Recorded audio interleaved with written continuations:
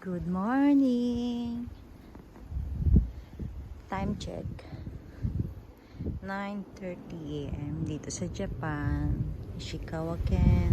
Ayan, lakas ng hangin. Tignan niyo yung mga snow. Ayan oh. Ito yung dinaanan namin kagabi. Oh.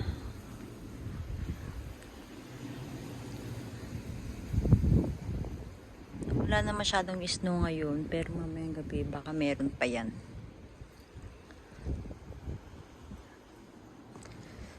Ang lamig. Snow sa umaga. Yan. Snowing. Car ko.